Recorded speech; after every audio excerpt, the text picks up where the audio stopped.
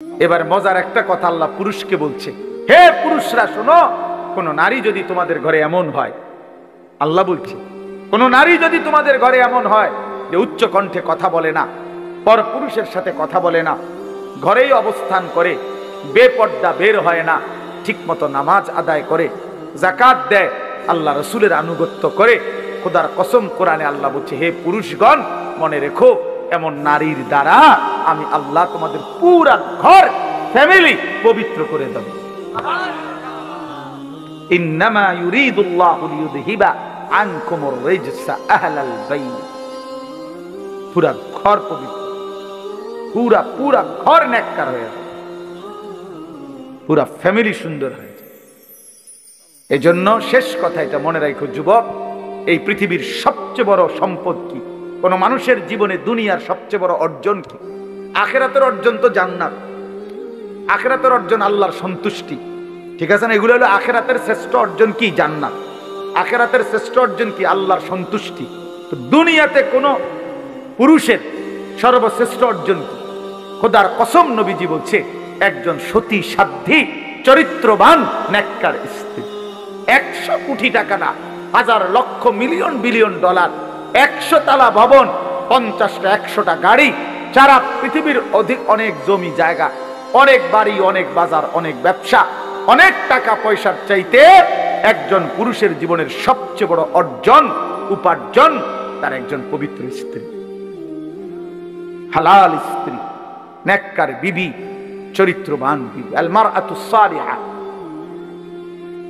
সালিহা, আল্লাহ নবী সাল্লাল্লাহু আলাইহি সাল্লাম বলেছেন। এজন্য বেহায়া নারী, বেপর্দা নারী কোন পুরুষের জন্য, কোন ঘরের জন্য, কোন সমাজের জন্য লানত, অভিশাপ, অভিশাপ, অভিশাপ। ওই ঘর জাহান্নামের আগুন, ওই পুরুষের জিন্দেগি জাহান্নামের আগুন, ওই ফ্যামিলির জিন্দেগি জাহান্নামের আগুন, যে ঘরের নারী অসৎ, চরিত্রহীন, পরকীয়ায় আসক্ত, বেপর্দা, বেহায়া। আল্লাহ তাআলা আমাদেরকে হেফাজত করেন। তাহলে মোট কি কথা হলো? শেষ 1 নাম্বার কথা হলো এটা, যে মৃত্যু আমাদেরকে প্রতিনিয়ত আসতেছে, আসবে, আর মৃত্যু এসে আমাদের জীবনের সব স্পন্দন স্তব্ধ করে দেবে। এটা আমি প্রথম বলছিলাম কিনা? 2 নাম্বার কথা হলো, আমরা ইমানদার, আমরা মুসলমান, আমাদের আল্লাহ আছে, আমাদের রসুল আছে, আমাদের কোরআন আছে, আমাদের কিতাব আছে, আমাদের ধর্ম আছে। আমরা কেন নষ্ট হব?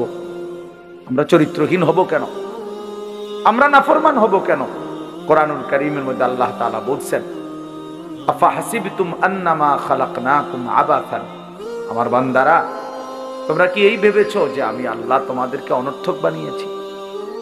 কিভাবে ভাবলাম? আমি আল্লাহ তাআলা এত বড় সৃষ্টি জগৎ দিয়ে তোমাকে লালন পালন করছি উদ্দেশ্যহীন, রং তামাশা, খেল তামাশা, তুমি তোমার মন মতো চলবা, খাইবা, ঘুমাইবা, ফুর্তি করবা, এই জন্যই বানাইছি না আমি?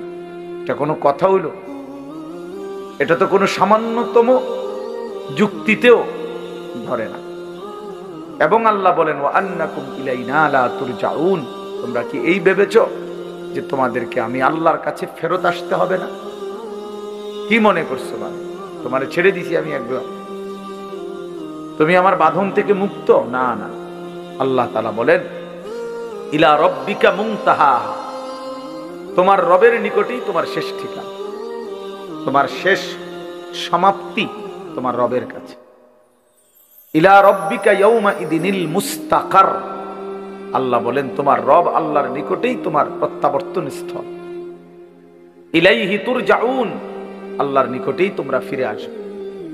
ইলাইয়াল মাসির, আল্লাহ বলেন আমার নিকটেই তোমাদেরকে প্রত্যাবর্তন করতে হবে। ইলাল্লাহি মারজিউকুম জামিআ, আল্লাহর নিকটেই তোমাদের সকলের প্রত্যাবর্তন স্থল। তুরাদ্দুনা ইলা আলিমিল গায়বি ওয়াশ শাহাদা, প্রকাশ্য এবং গোপন সব কিছু জানেন সেই মহান সত্তা আল্লাহর নিকটেই তোমাদেরকে ফেরত আনা হবে। এইভাবে আল্লাহ তাআলা একটা আয়াত, অগণিত আয়াতের মধ্যে এই কথা বলছে, বান্দা তোমার আমি ছেড়ে দেই নাই, তুমি লাগাম ছাড়া না, তুমি মুক্ত না, স্বাধীন না, তুমি আমি আল্লাহর হুকুমের অধীন, তুমি আমার সিদ্ধান্তের অধীন। আমার ফয়সালা ছাড়া তোমার জিন্দেগির একটা হাত পাও, একটা নিঃশ্বাসও আসা যাওয়া করে না। আল্লাহ নবী সাল্লাল্লাহু আলাইহি সাল্লাম বলেছেন, মানুষের প্রতিটা নিঃশ্বাস ভিতরে ঢোকে, বের হয়, তো আল্লাহ তাআলার কাছ থেকে অনুমতি নিয়ে ঢোকে, অনুমতি নিয়ে বের হয়, আলাদা আলাদা। প্রত্যেকবারই আলাদা আলাদা অনুমতি নেয়, অনুমতি নিয়েই ঢোকে, অনুমতি নিয়েই বের হয়। তাহলে আমাদের একটি নিঃশ্বাস আমার আয়ত্তে না, আল্লাহ তাআলার হুকুমের অধীন, হুকুমের অধীন। এই জন্য কোরআন শরীফে আছে, মক্কাবাসী নবীজির কাছে জানতে চাইছে যে মুহাম্মদ বলো তো রূহ কি জিনিস। আমরা বলি না ওনার রূহের মাগফিরাত, ওনার রূহ চলে গেছে। এই রূহ কি কি চলে গেছে? যে গোশত পড়ে গেছে নাকি না নাক পড়ে গেছে, না কান পড়ে গেছে, না আড্ডি পড়ে গেছে, কি হয়েছে? রূহ চলে গেছে মানে কি? লোকটা মৃত্যুবরণ করছে মানে কি? রূহ কি? আমাদের তো হাত একটা বুঝা যায়, এই যে হাত, এই যে নাক, এই যে চোখ, এই যে কান, তো রূহটা কি? এটাকে হাড্ডি না গোশত না হাত না পাও? তো আল্লাহ তাআলা উত্তর দিছে, কুলির রূহু মিন আমরি রাব্বি। শোনো নবী বলে দেন আপনি বন্ধু, যে পৃথিবীবাসী শোনো, রূহ হচ্ছে আল্লাহ তাআলার হুকুম। এইটাই রূহ, আল্লাহ তাআলার একটা হুকুম অদৃশ্য, এটার নামই হচ্ছে রূহ। আল্লাহর হুকুম হচ্ছে তো সব মেশিন চলতেছে, আল্লাহর হুকুম হচ্ছে এক সেকেন্ডে সব স্তব্ধ, একই মুহূর্তে। আর হাতও নড়ে না, পাও নড়ে, রূহ চলে গেছে। এবার আর জিহ্বারও কোনো স্বাদ নাই, কানেরও কোনো শ্রবণ শক্তি নেই। এমনি তো মানুষ অসুস্থ হইলে সব অঙ্গ একসাথে অচল হয়ে যায়, ধীরে ধীরে দুর্বল হয়, কিন্তু রূহ চলে গেছে, সবকিছু স্তব্ধ, একই মুহূর্তে, একই সেকেন্ডে, এক পলকে সব ঠান্ডা। এবার আর লোকটা হাসেও না, কাঁদেও না, হাঁটেও না, বসেও না, হাতও নাড়ে না, পাও নাড়ে, চোখও খোলে না, জিহ্বাও খোলে না, আর কোনো কিছুর স্বাদও তার নাই। এজন্য আল্লাহর নবী সাল্লাল্লাহু আলাইহি ওয়াসাল্লাম বলছেন, আকসিরু যিকরা হাদিমিল লাযযাত, তোমরা সব কিছুর স্বাদ মজা তোমাদের জীবন থেকে সরিয়ে দিবে, দূর করে দিবে যেই জিনিস, সেই মৃত্যুর কথা তোমরা বারবার স্মরণ করো, বেশি বেশি স্মরণ। মৃত্যু তোমার সব সুখ, সব আনন্দ, সব প্ল্যান, সব পরিকল্পনা, সব স্বাদ, সব মজা, সব ইচ্ছা আকাঙ্ক্ষা, সব একসাথে স্তব্ধ করো, স্তব্ধ করে দিও। আল্লাহর নবী বলছেন, মৃত্যু এসে তোমারে থামাই দিবে। কুল ইন্নাল মাউতাল্লাযী তাফিরুনা মিনহু ফাইন্নাহু মুলাকীকুম। আল্লাহ বলেন, হে নবী আপনি বলেন, মৃত্যু থেকে তোমরা যেখানেই পলায়ন করো না কেন, সে নিজেই তোমাদের সাথে সাক্ষাৎ করবে, মৃত্যু নিজেই তোমার সাথে দেখা করবে, তুমি বলতে হবে না। লিকুল্লি উম্মাতিন আজাল, আল্লাহ তাআলা বলে প্রত্যেকটি জাতি গোষ্ঠীর, প্রতিটি ব্যক্তি সম্প্রদায় গোষ্ঠীর মৃত্যুর সময় নির্ধারিত। ফাইদা জাআ আজালুহুম, যখনই মৃত্যুর সময় আসবে, লা ইস্তাখিরুনা সাআতাও ওয়া লা ইস্তাকদিমুন, এক সেকেন্ড আর দেরি করবে না, আগেও আসবে না। এজন্য প্রিয় যুবক, মনে করো না তুমি বৃদ্ধ হবা না। অমিনকুম মান ইউতাওয়াফা মিন ক্বাবলু, আল্লাহ বলেন আমি বহু লোককেই বৃদ্ধ অবস্থায় পৌঁছবার আগেই মৃত্যু দিয়ে থাকি। কোরআন শরীফের আয়াত। অমিনকুম মান ইউরাদ্দু ইলা আরযালিল উমর, আর অনেককেই আমি আল্লাহ তাআলা চূড়ান্ত বৃদ্ধ পর্যন্ত পৌঁছিয়ে থাকি। সবাইকে আমি বৃদ্ধ বানাই না, জন্মিলে বুড়া হয় না, জন্মিলে মরিতে হয়, জন্মিলে মরিতে হয়, জন্মিলে বুড়া হইতে হয়, জন্মিলে বুড়া হইতে হয়, বুড়া হইবার আগেও মৃত্যু হয়, শিশু কিশোর নওজোয়ানেরও মৃত্যু হয়। ইন্না যারআ কাদ তুদরিকুল আহাতু ক্বাবলা আন ইয়াবলুগা। হযরত হাসান বসরি রাহমাতুল্লাহ আলাইহি বলছেন, হে যুবক মনে রেখো, অসংখ্য ফুল, অসংখ্য ফসল পাকবার আগে আগেই, পরিপক্ক পাকবার আগে, কাটবার আগে আগেই ঝরে যায়, ঝরে যায়। সব ফুল ফল হয় না, সব ফল পাকে না, পাকে না। যে পরিমাণ আমের মুকুল বাইর হয় ওই পরিমাণ আম হয় না, এর আগেই অসংখ্য ফুল ঝরে যায়।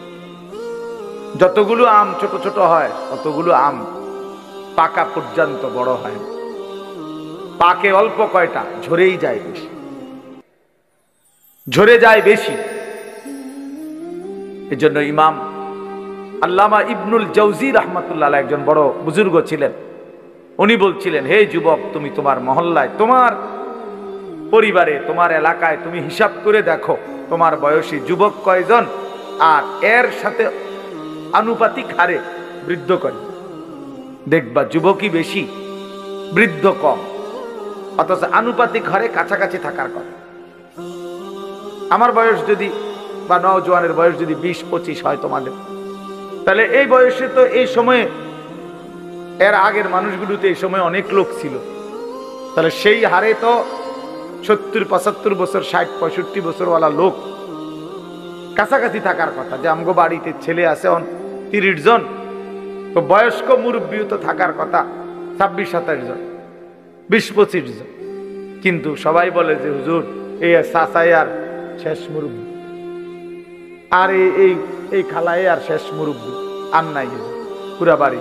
এরকম 2 জন একজনের হিসাব দেয়, তাহলে বোঝা গেল বয়স্ক লোকের হিসাবে আসে বয়স্ক কম, কিশোর নওজোয়ানি বেশি। তাহলে এই বেশি তো সবসময় বেশি। আজকে 3 বছর আইয়া পোলাপান বাইরে গেছে, এর আগে সব বুড়াই আছিল, এমন কথা বোঝেন নাই কথা। এটা তো একটা আনুপাতিক হার, সবসময় একটা ধারাবাহিকতা আছে। তাইলে এই হিসাবে যে পরিমাণ নওজোয়ান, কিশোর, যুবক একটা বাড়িতে, একটা মহল্লায়, একটা পাড়ায়, ওর কাছাকাছি থাকবার কথা বুড়া মানুষ, অথচ ওর কাছাকাছি না, অনেক ব্যবধান। জওয়ান যদি থাকে 30 জন, বুড়া নাই 3 জন। কেন? তার মানে অধিকাংশ যুবকই বৃদ্ধ হওয়ার আগে আগেই কবরে চলে যায়। এটাই উনি বুঝাইছেন, যে তুমি দেখলেই বুঝবা, খোলা চোখেই এটার প্রমাণ। এটা এই জন্য হযরত ওমর রাদিয়াল্লাহু তাআলা আনহু বলতেন, কুল্লা ইয়াউমিন ইউকালু মাতা ফুলান মাতা ফুলান ওয়ালা বুদ্দা মিন ইয়াউমিন ইউকালু মাতা ওমর। হযরত ওমর রাদিয়াল্লাহু তাআলা আনহু বলতেন যে প্রতিদিন ঘোষণা হয় আজ অমুকের মৃত্যু হলো, আজ অমুকের মৃত্যু হলো। তিনি বলেন নিশ্চিত একদিন ঘোষণা হবে আজ ওমরের মৃত্যু হলো, আজ ওমরের মৃত্যু হলো। হযরত ওমর রাদিয়াল্লাহু তাআলা আনহু আমরা কিতাবে পড়ছি 10.5 বছর তিনি মুসলমানদের খলিফা ছিলেন, বাদশাহ ছিলেন। তো এই 10.5 বছর উনি একজন লোক, ওনার চাকরি দিয়ে রাখছিলেন, একজন লোকের দায়িত্ব ছিল যিনি ওনার সাথে থাকতো। আর কিছুক্ষণ পর পর শুধু তার চাকরি ছিল একটা কাম, যে ওনাকে শুধু ওমরকে মৃত্যুর কথা স্মরণ করাই। এর দূরে কাম ছিল, একটু পর পর ওমর তোমাকে মরতে হবে, তোমাকে এই পৃথিবী ছেড়ে চলে যেতে হবে, এই কথাইটা মনে করায়, এই কথা মনে করায়। হ্যাঁ, এক বুজুর্গ বলছেন যে জানাজার লাশের সামনে দাঁড়িয়ে তুমি একবার হলে ভাইবো যে এর পরের লাশ হয়তো তোমার জানাজা, পরের লাশ। এই আমার ড্রাইভার যে আবু বকর ভাই হয় বলতেছে, ওর আপন মামা মামি পরশুদিন সকালবেলা খেতে গেছে, শরীয়তপুর মাদারীপুর বাড়ি। তো ক্ষেতের পাশে আপনার কারেন্টের লাইন কেমনে মনে গোপনে লাগাইছে, যে খেয়াল করছে না। দুজন একসাথে খেতে যাইতেছিল, আপন মামা মামি, বয়স্ক মানুষ, কাজের জন্যই যাইতেছে খেতে। দুইজনেই কারেন্টের শর্ট করে একসাথে মারা গেছে, একসাথে, স্বামী স্ত্রী। আজকে জানাজা হয়েছে। কি আশ্চর্য পৃথিবী! গত সপ্তাহে ও সহ আমরা যশোর যাব, তার ওখানে থাকমু কোথায়, মানে রুম ঠিক হইছে। আমরা পদ্মার পারে, ওই নিজেই বলছে হুজুর এখানে মাহফিলে আজকে না খাই, পদ্মার পারে ইলিশ মাছ দিয়ে ভাত খাবো। ঠিক আছে, আমরা অসুবিধা না, আমরা তো এদিক দিয়ে যাবো পদ্মা। এই সব প্ল্যান প্রোগ্রাম। গাড়িতে উঠছে, গাড়ি চালাইতেছে, কিছু দূরে মাথায় খবর আসছে যে এর শাশুড়ি মারা গেছে, তো আবার ফিরে চলে গেছে। তাহলে মানুষ ভাবে এক, ফায়সালা হয় ভিন্ন, ফায়সালা ভিন্ন হয়, মৃত্যু এসে থামায় দেয়। এজন্য এই রাত গভীরে আমাদের এটা ভাবা উচিত। এই নীরবে একজন হলে একজন, আমি আগেই বলছি, শ্রোতা কোনো সমস্যা না, কম না বেশি এটা কোনো তারার মাহফিলে লোক হইছে, তারার মাহফিলে লোক হইছে না, না লোক হইলেই কি না হইলেই কি, এটা কোনো বিষয় না। 10,000 মানুষ হইলে সফল, 10 জন হইলে ব্যর্থ, এমন কথা কোরআন সুন্নায় নাই। মূল বিষয় হলো ফিকির, মূল বিষয় হলো পরিবর্তন, মূল বিষয় হলো সংশোধন, মূল বিষয় হলো আমার বিবেক জাগা, আমার অনুভূতি জাগলো কিনা, আমার ভিতরে কোনো অনুভূতি আসলো কিনা, আমি আসলে কিছু ভাবলাম কিনা। আল্লাহ তাআলা বহুভাবে ফাতাবিরু ইয়া উলিল আলবাব, এই যে কোরআন শরীফ আছে দোস্ত, আল্লাহ বারবার বলছে কথা, এটা কোরআন শরীফের কত জায়গায় আছে, হে বিবেকবান ফাতাবিরু, উপদেশ গ্রহণ করো, ফিকির করো।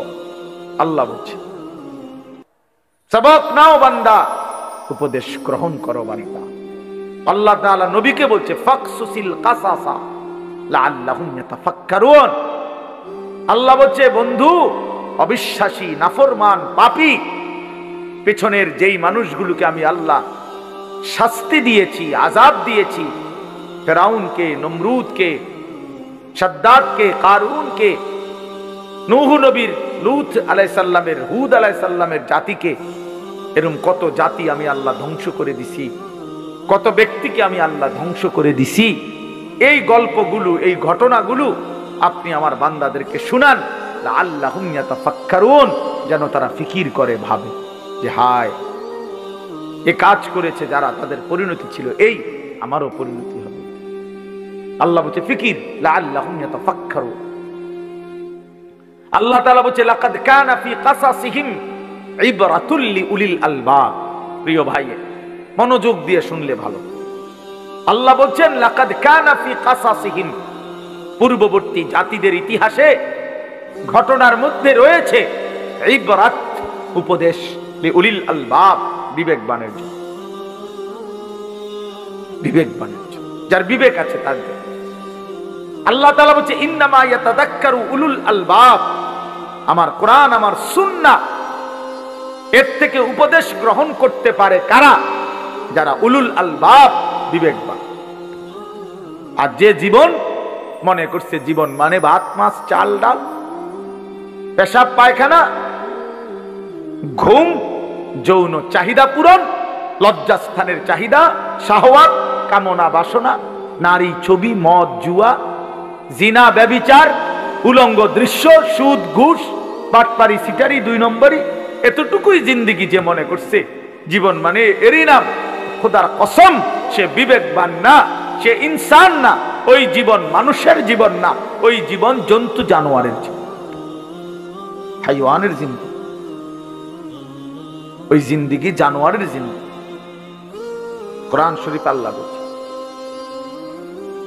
এ যে কয়জন ছেলে বসছো বাবা, তোমরাই ভাইব, যে কয়জন বাবারা বসছেন আপনারাও ভাই, হিসাব মিলাইয়েন, আপনারটা আপনি, আপনার হিসাব আপনি মিলাইয়েন। সাহিবুল বাইতে আদরা বিমা ফিহি, আরবি ভাষায় বলে প্রবাদ যে ঘরওয়ালাই জানে তার ঘরে কি আছে। আমি তো জানি আমার ঘরে কি কি মাল সামানা আছে, এই পৃথিবীর কেউ না জানলে কি, তাহলে আমার খবর তো আমার আছে। আমি তো কি পরিমাণ অন্যায় আর কি পরিমাণ ন্যায় আমার আমি কতটা ভালো কাজ করছি মন্দ করছি এটুকু বিবেক তো আমার আছে, আমার জানা তো আছে। এটা নিজেরটা নিজে হিসাব করে। হাসিবু ক্বাবলা আন তুহাসাবু, নবী সাল্লাল্লাহু আলাইহি ওয়াসাল্লাম বলেছে উম্মত তোমার হিসাব আল্লাহ নেওয়ার আগে তুমি নিজের হিসাব করে নাও। হাসিবু আনফুসাকুম। গতকালকে আমরা 14 গ্রাম যাচ্ছিলাম, আমাদের আগে গাড়ি বিশাল জ্যাম। কি হইল? বলল যে হুজুর একটা ছেলে ট্রাকের সাথে সাইকেল চালায়া যাইতেছে, বাড়ি খাইছে, একটা বাড়ির সাথে সাথে দুইটা পাও একার ভাঙ্গা, দুটা পাও শেষ, রক্তে ভাইসা গেছে। খালাস, এই জিন্দেগি, এই হাসি খুশির জিন্দেগি ক্ষণিকের মধ্যে স্তব্ধ। এজন্য প্রিয় ভাই, তুমি তোমার উপরে যদি ভরসা কইরা গুনাহ করো যে আমার শরীর, আমার যৌবন, আমার স্বাস্থ্য, আমার সুস্থতা, তাইলে ভুল করো, ভুল করো। আমার এইখানে পেটের এই জায়গাটাতে একটা ছোট্ট ফোঁড়া উঠছে আজকে 5 দিন। এই এখনো ওষুধ খাইতেছি হোমিও, এইটার ব্যথায় আমি এই যে 5 দিন আমার সারাক্ষণ চিনচিন চিনচিন চিন করে ব্যথা করে, রাত্রে সকালে দিনে এই ব্যথা নিয়েই আমি চলতেছি। কালকে আমার উমরার ফ্লাইট, আমি সকালবেলায় আমার এই বছরের সিজনেরই শেষ মাহফিল আজকে আপনাদের এখানে, আলহামদুলিল্লাহ। কালকে সকালেই আমি 7টা বাজে ইনশাআল্লাহ চলে যাব। দুপুরবেলা আমার ফ্লাইট, উমরার ফ্লাইট, মদিনা শরীফ যাবো ইনশাআল্লাহ, আল্লাহ যদি। তাইলে আমার ভাই, তো আমার বলার উদ্দেশ্য হলো এই একটা ছোট্ট ফোঁড়া, এইটা এক সাইডে, আমার বাকি শরীরের সব কিছু ঠিক আছে, কিন্তু এই এক ছোট্ট ফোঁড়ার যন্ত্রণায় আমার সারা শরীরের মধ্যে ব্যথা অনুভব, অশান্তি লাগতেছে, অস্বস্তি লাগতেছে।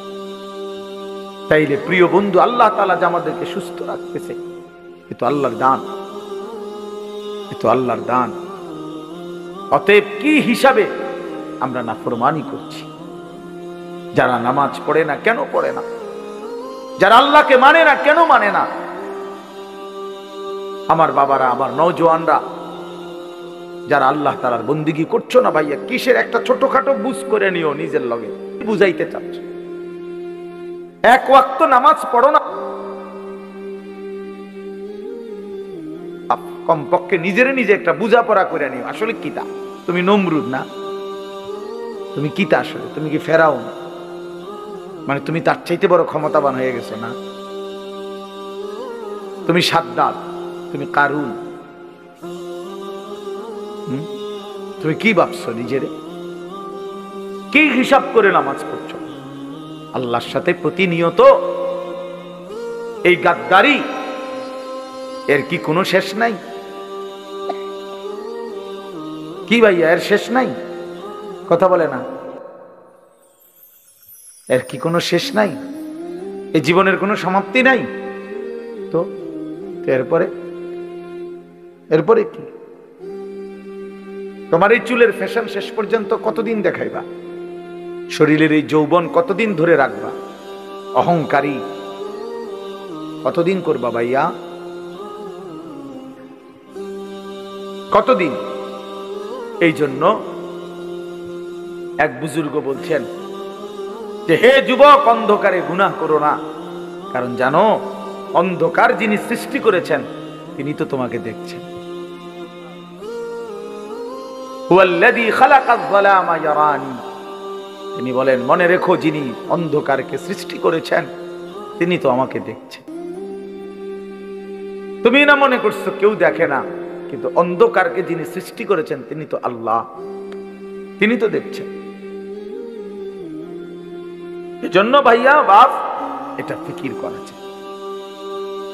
এই আমরা একটা ফিকিরে বয়ান করি, কম কিংবা বেশি এগুলা নিয়ে কোনো টেনশন নেই। ফিকিরাত যে পরিবর্তন চাই। ইন উরিদু ইল্লাল ইসলাহ মাস্তাতা'তু, সাধ্যের সবটুকু দিয়ে আল্লাহর বান্দাদের পরিবর্তন। ইসলাহ, সংশোধন। এজন্য আজকে আমি অনুরোধ করলাম, আমরা দিল থেকে দোয়া করি, আল্লাহ যদি নেয়, আল্লাহ যদি হায়াতে বাঁচায়, হয়তো মালিক যদি তৌফিক দেয়, তা আগামীকাল আমি মদিনা শরীফ থাকবো ইনশাআল্লাহ। আল্লাহ নেই, হ্যাঁ, এই জিন্দেগির বহুতই বড় আল্লাহ তাআলার ফজল ও করম, যাকে আল্লাহ তৌফিক দেয়। যেই চোখ কালো গিলাফ দেখছে, যেই চোখ মদিনার সবুজ গম্বুজ দেখছে, সে ভাগ্যবান। कहां ये मेरी किस्मत के तवाफ तेरे घर का, मैं जागता हूं या रब या ख्वाब देखता हूं। এক বুজুর্গ বলছেন যে আল্লাহর ঘরের সামনে, কাবা ঘরের সামনে দাঁড়িয়ে উনি বলছিলেন, হায় মাওলা, কি অসাধারণ কিসমত আমার, আমি আপনার ঘরের সামনে দাঁড়িয়ে। এরপরে বলতেছিলেন যে আয় মাওলা, আমি বুঝতেছি না আমি কি স্বপ্ন দেখতেছি নাকি জেগে আছি। मैं जागता हूं या रब या ख्वाब देखता हूं, আমি কি জেগে আছি রব নাকি স্বপ্ন দেখছি। এজন্য ভাইয়া, জিন্দেগির সবচেয়ে বড় মজাদার বিষয় হলো আল্লাহর গোলামি করা। আল্লাহকে ডাকার মধ্যেই তৃপ্তি। মানুষ সুখ চায়, মানুষ আনন্দ চায়, মানুষ তৃপ্তি চায়, মানুষ স্বস্তি চায়। খোদার কসম, আল্লাহকে ডাকার মধ্যে, নামাজের সেজদার মধ্যে, রোজার মধ্যে, গুনাহ ছেড়ে দেওয়ার মধ্যে তৃপ্তি আছে, সুখ আছে, আনন্দ আছে, স্বস্তি আছে। নাফরমানির মধ্যে সুখ নেই। কোন চোর ডাকাত, কোন সুদখোর, ঘুষখোর, কোন মদখোর, নেশাখোর সুখে নাই। হয় পুলিশ দৌড়ায়, নইলে মানুষে দৌড়ায়, নয়তো মানুষে লানত দেয়, অভিশাপ দেয়, তার উপরে খোদার গজব পড়ুক, তার উপরে আল্লাহর লানত পড়ুক। এই সমাজটা জ্বালাইয়া খাইতে আছে, মানুষের কষ্ট দিতেছে, মানুষের স্ত্রী কন্যা তার দ্বারা নিরাপত্তাহীনতায় ভুগতেছে। এই হারামখোর, নেশাখোর সমাজটা নষ্ট করে দিতেছে। এই সুদখোর, হারামখোর মানুষের টাকা রাক্ষসের মতো চুষে খাইতেছে। এরকম কোন লানত ছাড়া, অভিশাপ ছাড়া আর কিছুই জোটে না, আর কিছুই জোটে, আর কিছু জোটে না। এই জন্য আমরা ফিকির করা উচিত। ইয়া আইয়ুহাল্লাযীনা আমানুত্তাকুল্লাহ ওয়াল তানজুর নাফসুম মা কদ্দামাত লিগাদ ওয়াত্তাকুল্লাহ ইন্নাল্লাহা খাবীরুম বিমা তা'মালুন। রব্বুল আলামিন বলেন, হে ঈমানদার মুমিন, আল্লাহকে ভয় করো। তুমি না মুমিন, তুমি তো কালেমাওয়ালা বান্দা, তুমি হিন্দু না, বৌদ্ধ না, তুমি তো বান্দা ইহুদি না, খ্রিস্টান না, কাফের না, মুশরিক না, তুমি তো মুসলমান। তুমি কেন আমাকে ভয় করবা না? আমি যদি বলি আমার সন্তানকে যে বাপ, তুই তো আমার ছেলে বাপ, তুই কেমনে আমারে বাপ ডাকবি না?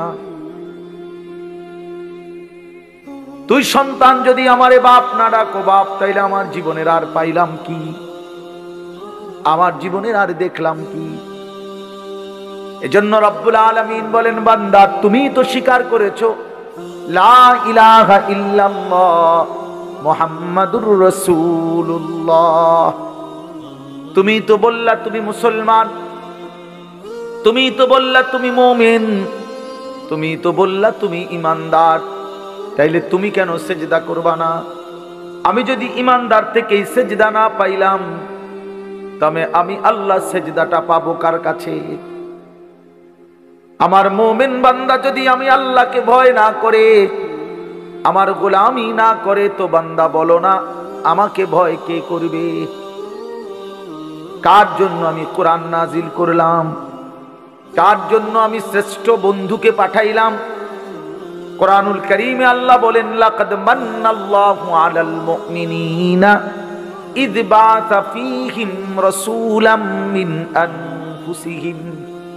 আল্লাহ বলে, বান্দা শোনো না বান্দা, আসমান জমিন, চন্দ্র সূর্য, আলো বাতাস, রোদ বৃষ্টি সাগর পানি, ক্ষেত, ফুল ফল, ফসল, খাদ্য খাবার, স্ত্রী সন্তান, দালান বিল্ডিং, ঘর মাটি, এগুলো তো আমি সকলকেই দিয়েছি।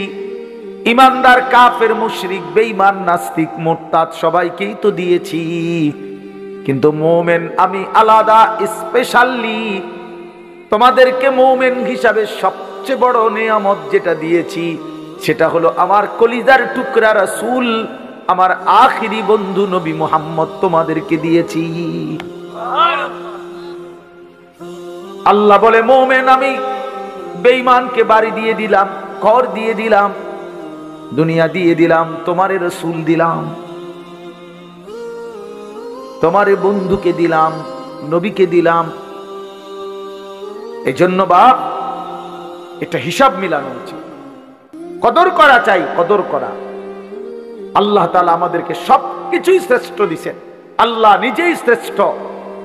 আমাদের নবী মুহাম্মদ সাল্লাল্লাহু আলাইহি সাল্লাম তিনি সর্বশ্রেষ্ঠ, এবং আমাদের কিতাব কোরআন এটাও সর্বশ্রেষ্ঠ, আমাদের ধর্ম ইসলাম এটাও সর্বশ্রেষ্ঠ। আমার ধর্মের চাইতে দামি কোনো ধর্ম নাই, আমার কিতাবের চাইতে বড় কোনো কিতাব নাই, আমার রাসূলের চাইতে বড় কোনো রাসূল নাই, আমার আল্লাহ ছাড়া কোনো রবই নাই, বানানে ওয়ালা নাই, পালনে ওয়ালা নাই। তাহলে আমার তো সব আছে, আমার আল্লাহ আছে, আমার রাসূল আছে, আমার কোরআন আছে, আমার ধর্ম আছে, ইসলাম আছে। আমি কেন নষ্ট হব? আমি কেন চরিত্রহীন হব? আমি কেন লম্পট হব? আমি কেন জুয়ারি হব? আমি কেন সুদখোর হব? আমি কেন হারামখোর হব? আমার স্ত্রী কেন বেপর্দা হবে? আমার স্ত্রী কেন বেহায়া হবে? কেন? কিসের অভাবে আমরা ভুল করলাম? কি কারণে আমরা হেরে গেলাম? এই জন্য দোস্ত আমার, বন্ধু আমার, আল্লাহ তাআলা এটা বলছেন যে বান্দা আমি তোমাদের জন্য ইয়া আইয়ুহাল্লাযীনা আমানু কুতিবা আলাইকুমুস সিয়ামু কামা কুতিবা আলাল্লাযীনা মিন ক্বাবলিকুম লাআল্লাকুম তাত্তাকুন। আল্লাহ বলে বান্দা সারা বছর আমি তোমাকে ডাকছি, আমার গুনাহ ছেড়ে দাও, আমার নাফরমানি ছেড়ে দাও, তাকওয়া অবলম্বন করো। সারা বছরও কদর করলা না, যাও ঠিক আছে বান্দা আমি মাফ করে দেবো, যাও এবার আমি শেষবারের মতো তোমার একটা মাস দিলাম, একটা মাস মাত্র, একটা রমজান, তুমি আমার হুকুমটা মানো, গুনাহ ছেড়ে দাও বান্দা, আমার বন্দেগী করো।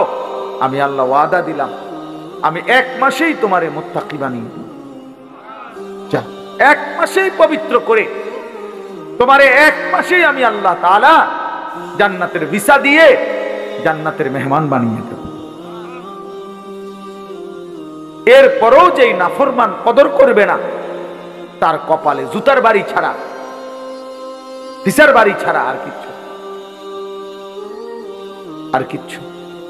এই জন্য আল্লাহ নবী সাল্লাল্লাহু আলাইহি সাল্লাম বলেন ওই ব্যক্তি বেইজ্জত হক, রাগিমা আনফু রাজুলিন, ওই ব্যক্তির আল্লাহ তারে অপমান করুক, বেইজ্জতি করুক, যে রমজানের মতো মাস পেল কিন্তু গুনাহ মাফ করাইলো না, গুনাহ মাফ করাইলো না। নবীজি লানত দিছে তারে, যা তোরে আল্লাহ বেইজ্জতি করুক, তোর চেহারা মলিন হোক, তোর চেহারা ধুলি ধূসরিত হোক। এত বড় রমজান পেয়েও যারা কদর করলো, কদর করলো না। এই জন্য রমজান আমাদের সামনে, রমজান আমাদের সামনে, মাহে রমজান আমাদের সামনে, বড় মুবারক মাস, শ্রেষ্ঠতম মাস, জীবন গঠনের মাস, আখিরাত অর্জনের মাস, নাজাতের মাস, নিজের জীবন সাজাইবার মাস, মাহে রমজান।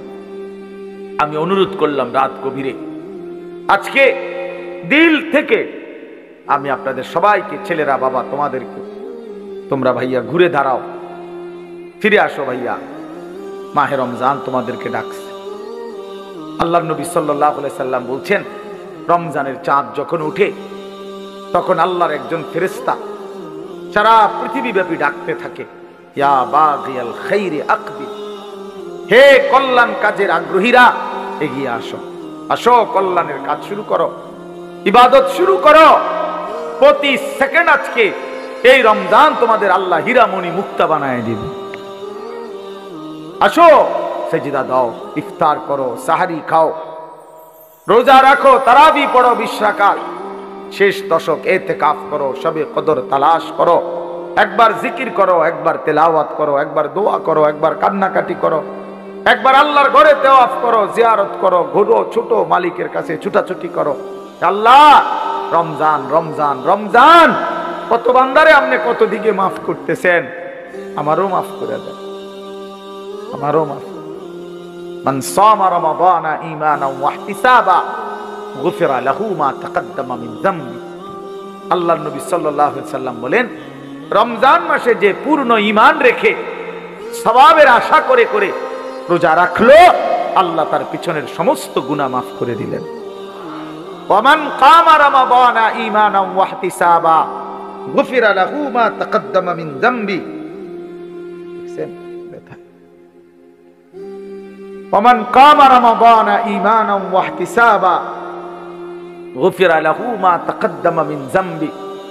আল্লাহর নবী সাল্লাল্লাহু আলাইহি সাল্লাম বলেন, রমজান মাসে যে রাত্রিবেলা 20 রাকাত পূর্ণ তারাবি পড়লো, রাত্রি জাগরণ করলো, তাহাজ্জুদ পড়লো, তারাবি পড়লো, সেহরি খাইলো, দোয়া করলো, কান্নাকাটি করলো, রাত্রটা লম্বা ইবাদতে কাটাইয়া দিল, খোদার কসম আল্লাহর নবী বলেন আল্লাহ তার পিছনের সব গুনাহ মাফ করে দিল।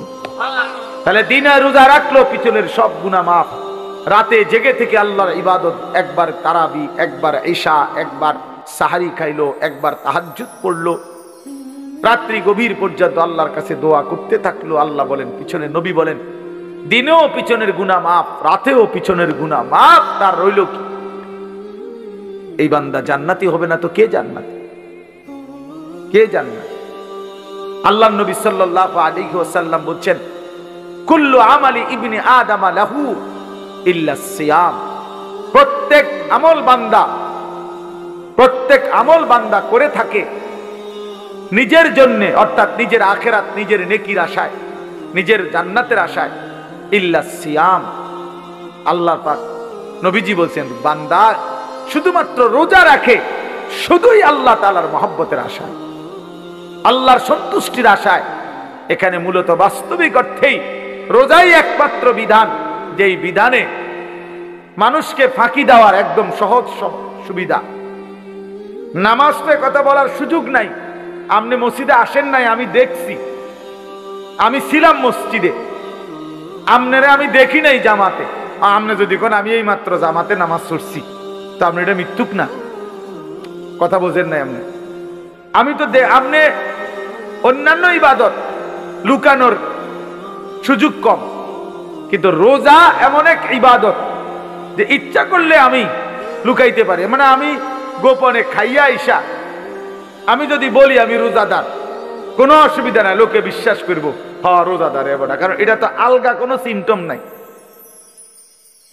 আলাদা কোনো চিহ্ন আসেনি যে এটা বুঝানোর যে রোজা রাখলে এবার একটা হাত খুইয়া পড়ে অথবা নাক এক সাইডে চলে যায়, এরকম কিছু আসেনি। তাহলে এটা তো আলাদা বুঝাইবার কোনো চিহ্ন নাই, শুধুই আল্লাহর প্রতি বিশ্বাস, আল্লাহর প্রতি ঈমান, এটাই একমাত্র রোজা রাখতে তাকে কি করে? উৎসাহিত করে। মানে মানুষেরও তো সে ধোঁকা দিতে পারে, কিন্তু নামাজ তো না পড়া বলবো কেমনে? হজ না করে কইবো কেমনে আমি হাজি সাহেব? উমরা না করে কেমনে কইবো আমি আল্লাহর ঘরে গেছি? কোরআন শরীফ না পড়া কেমনে কইবো যে আমি কোরআন শরীফ খতম করছি? আমনে চাই পড়া হুনান চাই করতে, আপনি কোরআন শরীফ তো পড়তে নে পারেন না, আপনি কেমনে খতম করছেন? ধরা খাইবেন না আপনি? এই সব আমল লুকানোর সুযোগ কম, কিন্তু রোজা লুকানো যায়। আমি খাইয়া এসে কইলাম আমি রোজাদার, তাহলে কারো বুঝার কোনো উপায় নাই। তাহলে যেখানে আড়াল করার সুযোগ আছে, তারপরেও যেই বান্দা আল্লাহর মহব্বতে রোজা রাখে, তো আল্লাহ তাআলা বলে ইল্লা সিয়াম। কাজেই রোজা শুধুই বান্দা যখন রাখে আমার জন্যই রাখে, লোক দেখানোর জন্য না। নামাজের মধ্যে বান্দার হইতে পারে লোক দেখানো, কাউরে দেখাইবার লেগে নামাজ পড়ছে, হজ করছে হয়তো মানুষকে দেখানোর জন্য, গ্রামে যাতে এখন হাজি সাহেব বলে, দান করছে লোকে যেন দানশীল বলে।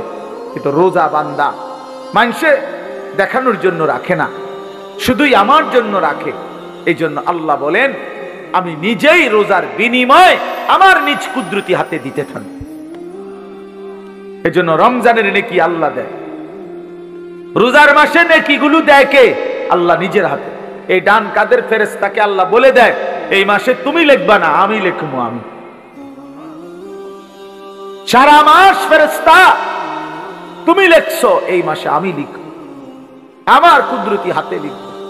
এবার বলেন আল্লাহ কত বড়, আর আল্লাহ দিলে দিবে কত বড়। হ্যাঁ, যিনি যত বড় তিনি বড় বললেও তো তত বড়। মেম্বারে যদি কয় যে একটা বড় মাছ, তাইলেও তো 5-7 কেজি। চেয়ারম্যান বললে বড় মাছ, বুঝতে হবে এটা 12, 14, 18 কেজি। যে যেমন বড় তার মুখের বড়ও তো অত বড়। বলছে আমি দেব, সেই দেওয়াটা কেমন দেওয়া দেব, কেমন দেওয়া দেব। এই জন্য আমরা মাহে রমজান, আমার শায়েখ আল্লামা মুফতি মুশতাকুন নবী সাহেব বলে, মাহে রমজানের প্রতি ঘন্টা, মিনিট, সেকেন্ড হীরামণি মুক্তা, হীরামণি মুক্তা। আমি বলছিলাম এবার হুজুরে কিছুদিন আগে, আমি এবছর আবার হজে যাব ইনশাআল্লাহ, আমার বিবি আমার সাথে হজে যাবে। তো আমি বলছিলাম হুজুর রমজানের উমরাটা এবার না যাই, হজে যাব যেহেতু। এমন চোখ রাঙায় মাওলানা বলেন কি মালিকের ঘরে যাবেন না? এটা বলতে পারলেন? আমি না না না হুজুর থামো, যাম। মানে এটা এক ভালোবাসার ব্যাপার, মহব্বতের ব্যাপার। এই জন্য বন্ধু আমার, দোস্ত আমার, আল্লাহর জন্য হয়ে থাকা জিন্দিগিটা আল্লাহর জন্য বানানো, এতে করে লোকেও মহব্বত করে, আল্লাহ তাআলাও ভালোবাসে, আল্লাহও ভালোবাসে। আল্লাহ বলে জমিনে আমি সব সময় এমন বান্দা চাই, ইউহিব্বুহুম ওয়া ইউহিব্বুনা। কোরআন শরীফ আল্লাহ, আমার জমিনে এমন একদল বান্দা আমি রাখবই, সর্বদাই এমন কিছু মানুষ আমি জমিনে রাখবই যারা আমাকে ভালোবাসে, আমি যাদেরকে ভালোবাসি। জমিন থেকে বান্দা বলবে আল্লাহ আমি আপনাকে ভালোবাসি, আল্লাহ আরশ আজিম থেকে বলবে বান্দা আমিও তোকে ভালোবাসি। বাহ, हम यहां से तुम वहां से, दोनों जानिब से इशारा हुआ। আমি নিচ থেকে তিনি উপর থেকে, দুই দিক থেকে ইশারা। জমিনওয়ালা আসমানওয়ালারে ভালোবাসে, আসমানওয়ালা জমিনওয়ালারে ভালো, দুই দিক থেকে ভালোবাসা পূর্ণ। তো এজন্য এক মুমিনের ভালোবাসা মাহে রমজান, এক মুমিনের অপেক্ষা মাহে রমজান, এক মুমিনের স্বপ্ন মাহে রমজান, এক মুমিনের আখিরাতের পরিকল্পনা মাহে রমজান। মাহে রমজান, রমজান মানে অন্য কিছু। কার কাছে? আখিরাতের ভাবনা যারা আছে। আর জিন্দিগি মানে হুদা ভাত তরকারি। আর যে সমস্ত মহিলার জীবন মানে শুধুমাত্র শাড়ি গহনা, থ্রি পিস, নতুন জুতা, নতুন জামা, ওই অপদার্থদের জন্য মাহে রমজান কিছুই না। বেড়ি মনে করে রমজান আইছে, নতুন জুতা কিনবে, নতুন শাড়ি, নতুন গহনা। আল্লাহর ফেরেশতা ডাকে, ও ইমানদার নারী, আল্লাহ রহমত দিতেছে গো, এদিকে আও, নাজাত দিবে আল্লাহ, আসো রমজান, মাগফিরাত দিবে। নাফরমান নারী, অসভ্য নারী, বেপর্দা বেহায়া নারী আল্লাহরে ডাকে, প্রত্যাখ্যান করে, ফেরেশতারে বলে যা বেটা, তোদের রহমত মাগফিরাত নাজাত তিনি তোদেরটাই তোদের আল্লাহর কাছে দিয়া দে। আমার দরকার জুতা, আমি জুতা কিনতে যাই, আমার শাড়ি দরকার, আমার গহনা দরকার, আমার দরকার থ্রি পিস, আমি রহমত দিয়ে কিটা করব, আমি মাগফিরাত দিয়া করব কি? আমার দরকার হলো জুতা। এই জন্য পুরাটা রমজান হাইটা হাইটা জুতা কিনে, শাড়ি কিনে, গহনা, সারা বছরও কিনে। আবার রমজান, কি অপদার্থ মহিলা, কি দুঃখজনক কথা, চিন্তা করে দেখে। কোন শয়তান, কোন ইবলিস, কোন দাজ্জাল বুঝাইলো এই আমাদের মহিলাদেরকে যে রমজান মাসে শাড়ি গহনা, থ্রি পিস, জুতা সম্পূর্ণ নতুন কিনতে হয়। খোদার কসম, এটা পৃথিবীর কোনো কিতাবে নাই, কোনো আলেম বলে নাই, কোনো আউলিয়া বলে নাই, কেউ বলে নাই। ইবলিস ছাড়া, শয়তান ছাড়া, দাজ্জাল ছাড়া আর কেউ বলে নাই। এটা দাজ্জালে বলছে, দাজ্জাল, শয়তান ইবলিসে বলছে। তোমরা ছেলেরাও মনে রাখো, ঈদ মানে নতুন কোনো জুতা না, ঈদ মানে ইবাদত। ঈদ তার জন্য খোদার কসম নবীজি বলছে ফারাহাতুন ইনদা ফিতরিহি, ঈদুল ফিতরের আনন্দ তো রোজাদারের বেটা, আরাম করে আবার ঈদের আনন্দ কি? সুদখোরের কোনো ঈদ নাই, ঘুষখোরের কোনো ঈদ নাই, মদখোর, নেশাখোর, কুট্টাখোর, বাবাখোর, ডাইলখোর, হারামখোর, ইয়াবাখোর, এই সমস্ত অসভ্যের কোনো ঈদ নাই বেটা। তোর আবার কিসের ঈদ বেটা? হ্যাঁ, বেহায়া নারী, বেপর্দা নারী রাস্তার পুরুষকে হাইটা হাইটা নিজের শরীর দেখাইছে, নাটক, সিনেমা, নর্তকীর নাচ গান দেখছে টেলিভিশনে, এমন অসভ্য নারীর কোনো ঈদ নাই। তোর আবার কিসের ঈদ বেটি? তুই ঈদ দিয়া করবা কি? তুমি তো সারা বছরে বেড়াই দেও, তুই সারা বছরই তো বাজারে আড়ো, তোমার আবার ঈদ কি? তোমার জুতা নতুন কিত্ত মানুষের জুতা কিনছে না, মানুষের কি আটটা নি খালি পায়ে নিয়ে আটে, মানুষের আর কাম নাই, সারা সবাই তোমার জুতার দিকে চাই দেখবো, ব্যাক কল জুতা কিনছে বলি, 3 দিন লাগাইয়া জুতা কিনছে, 3 মার্কেট ঘুরিয়া মাথার ঘাম পায়ে ফালাইয়া এক জোড়া জুতা চয়েস করছে। আহ বেওকুফ, আহা রমজান, আহারি রহমত মাগফিরাত না যান। আমার শায়েখ বলে, হায় মুসলমান, হীরামণি মুক্তা ফেলে দিয়ে মাটির ঢিলা নিলা, মাটির ঢিলা। রমজান ছিল হীরা মণি মুক্তা। রমজানের 1-1 ঘন্টা আল্লাহরে ডাকলে 70 গুণ গুনাহ নেকি হইতো, জীবনটা সুন্দর হইতো। করলাটা কি? হীরা মণি মুক্তা ফেলে দিলা, মাটির কতটি ঢিলা নিলা, মাটির ঢিলা নিলা। এক জোড়া জুতা বাবা, কি এটা? একটা শার্ট কি? তুমি আর কোনোদিন শার্ট গাও দাও নাই? তুমি আর কখনো প্যান্ট পরো নাই? তোমার আর কখনো জুতা পরো নাই? আল্লাহর দেওয়া এত বড় রমজান, আল্লাহকে ডাকার। এই জন্য বাবা সবার কাছে অনুরোধ রইল, বিশেষ করে আমরা যে কয়জন বসছি, আমার এই এবারের সিজনের এই শেষ আবদার, সবাই আমরা ইনশাআল্লাহ রমজানে আল্লাহর ইবাদত করব, পূর্ণ 20 রাকাত তারাবি আদায় করব ইনশাআল্লাহ। প্রতিদিন বলো, প্রতিদিন ভাইয়া, ওয়াদা করো ইনশাআল্লাহ দিল থেকে। আল্লাহ আপনাকে সাক্ষী রেখে দিল থেকে ওয়াদা করলাম, মাওলা ঈদের চাঁদ উঠা পর্যন্ত তারাবি পড়ে যাব ইনশাআল্লাহ। 20 রাকাত পূর্ণ তারাবি। কয় রাকাত? সবাই বলেন কয় রাকাত? আবার বলেন, আবার বলেন। তারাবি শুধুই 20 রাকাত, তারাবি শুধুই 20 রাকাত। বলেন তারাবি শুধুই 20। 8 রাকাত কোনো তারাবি না, 8 রাকাত বলতে কোনো তারাবি নাই। ধোকা, ধোকা।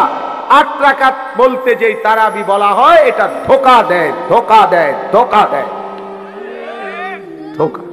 সাফ 8 রাকাত তাহাজ্জুদ, 8 রাকাত আছে তাহাজ্জুদ। ওই যে সাহারির টাইমে উঠা, রাত্রিবেলা যেটা পড়ে শেষ রাত্রি, এটারে কয় তাহাজ্জুদ। বুঝেন নাই কথাটা? 20 রাকাত পূর্ণ তারাবি পড়েও রাত্রে আবার 8 রাকাত পড়েন, কোনো অসুবিধা নেই, পড়েন, সমস্যা কি? আবার পড়বেন, কথা বোঝেন নাই? হ্যাঁ, পুরুষও পড়বে, নারীও, সবাই পড়বে 20 রাকাত।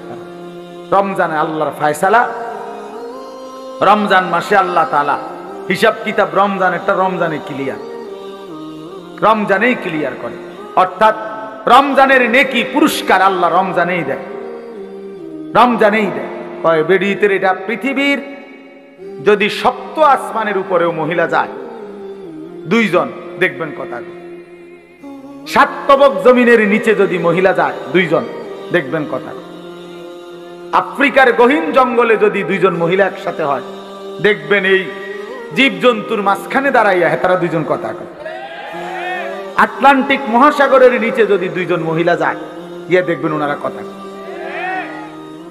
বাকিরা হয়তো তাগরে উদ্ধারের লেগে চিন্তা করতে আছে, তারা কথা কইতে। বুঝেন নাই কথা? তারা কোনো টেনশন নেই।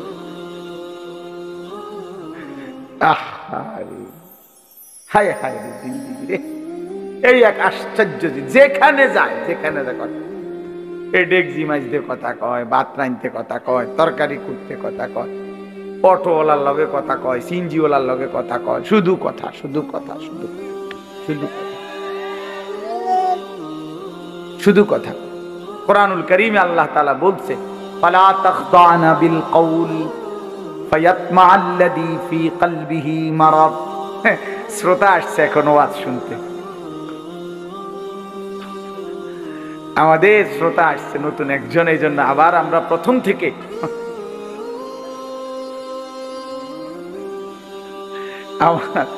আমার নুরুল আলম ভাই আইছে, চিন্তা করছে আমার কাপড়ের ব্যবসার উপরে জানি কোন বিপদ আসে। সে তো কোম্পানিগঞ্জের বিখ্যাত কাপড় ব্যবসায়ী, আল্লাহ কবুল করে নেন।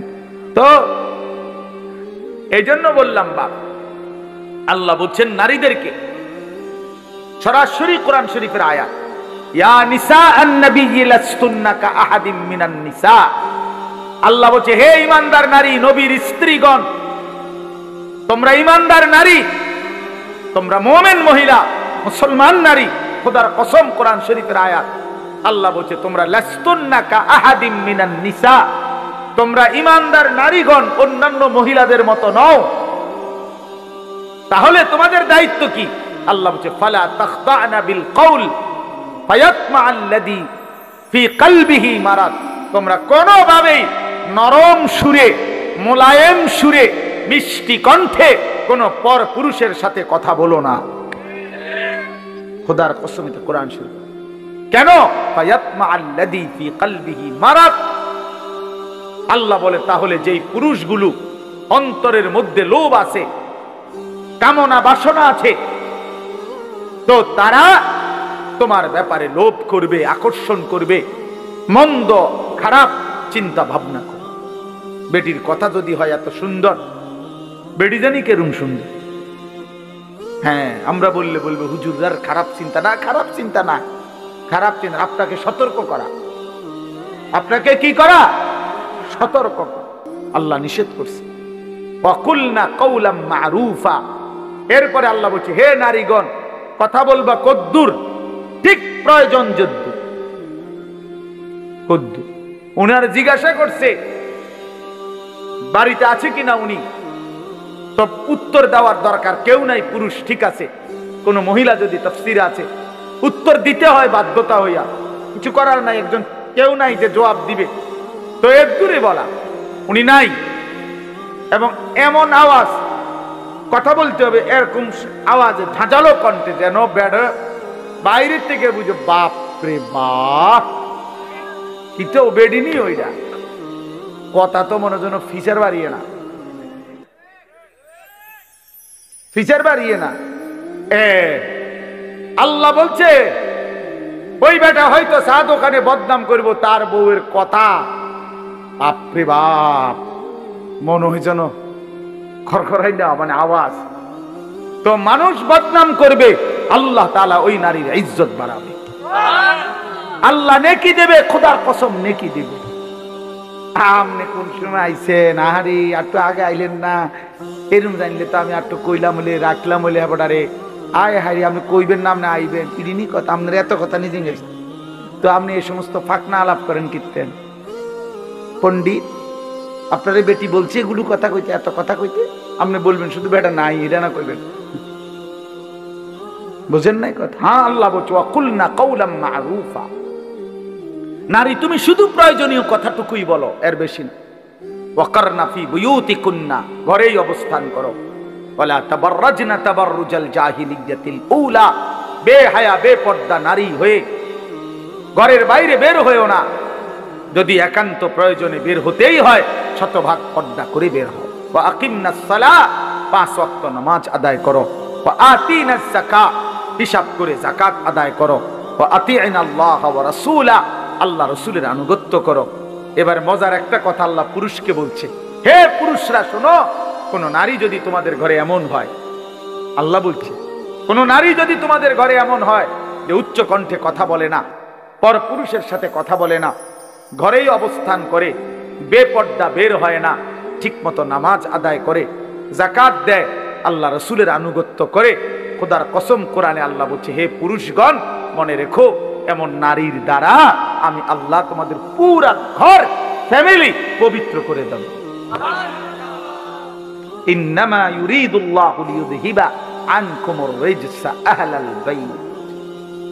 পুরা ঘর পবিত্র, পুরা পুরা ঘর নেককার হয়ে যায়, পুরা ফ্যামিলি সুন্দর হয়ে যায়। এই জন্য শেষ কথা এটা মনে রাখো যুবক, এই পৃথিবীর সবচেয়ে বড় সম্পদ কি? কোন মানুষের জীবনে দুনিয়ার সবচেয়ে বড় অর্জন কি? আখিরাতের অর্জন তো জান্নাত, আখিরাতের অর্জন আল্লাহর সন্তুষ্টি, ঠিক আছে না? এগুলো হলো আখিরাতের শ্রেষ্ঠ অর্জন কি? জান্নাত। আখিরাতের শ্রেষ্ঠ অর্জন কি? আল্লাহর সন্তুষ্টি। তো দুনিয়াতে কোন পুরুষের সর্বশ্রেষ্ঠ অর্জন কি? খোদার কসম নবীজি বলছে, একজন সতী সাধ্বী চরিত্রবান নেককার স্ত্রী।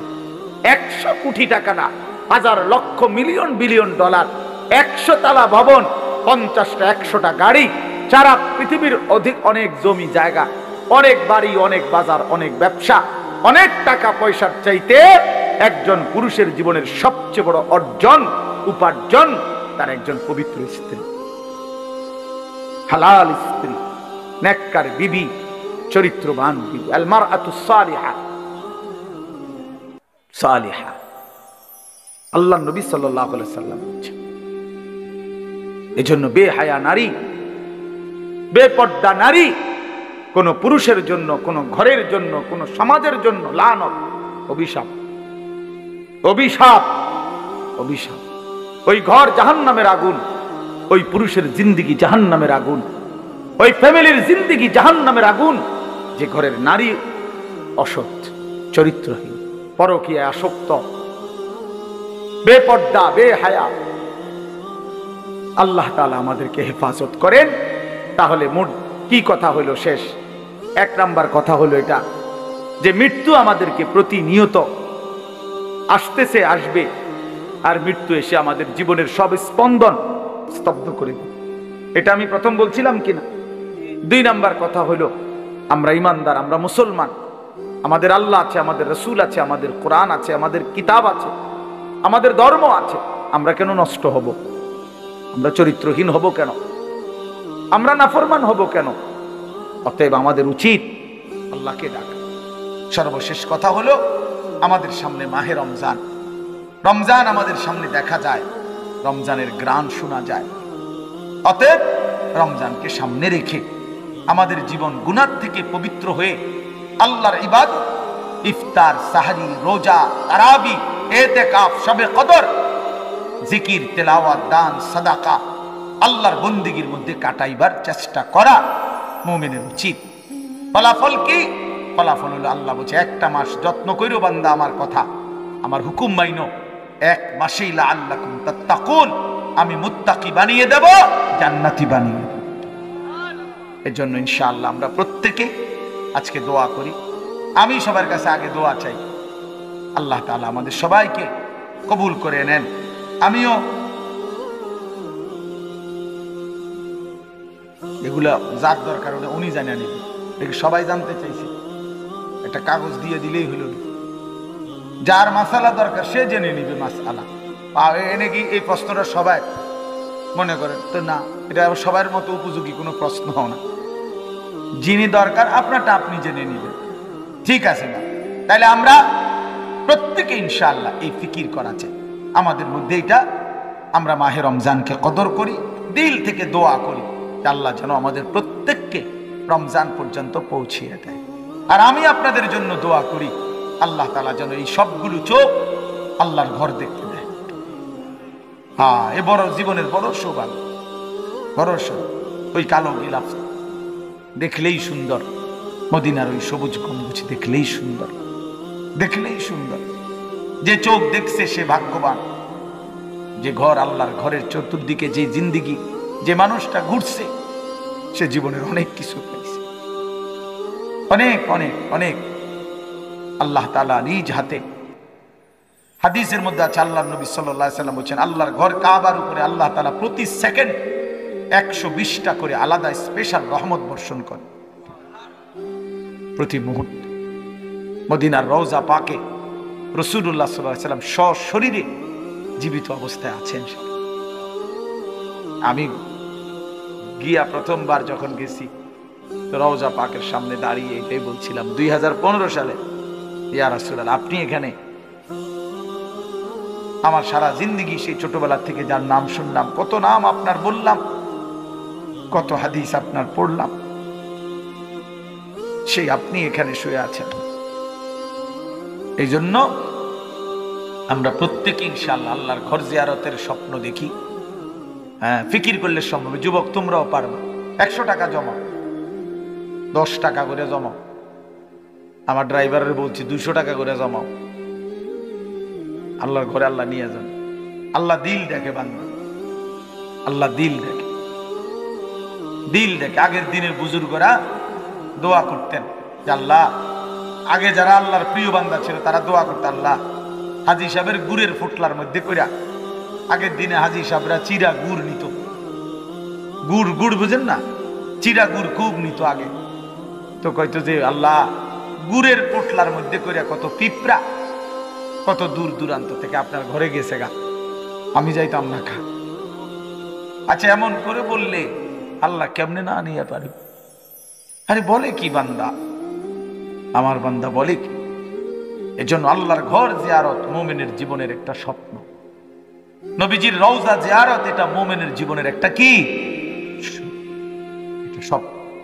এজন্য যুবক, কক্সবাজারের স্বপ্ন দেখো না, মদিনার স্বপ্ন দেখো, কাবা ঘরের স্বপ্ন দেখো, কাবা ঘরের স্বপ্ন। আল্লাহ তাআলা সবাইকে তৌফিক দেন, কবুল করেন।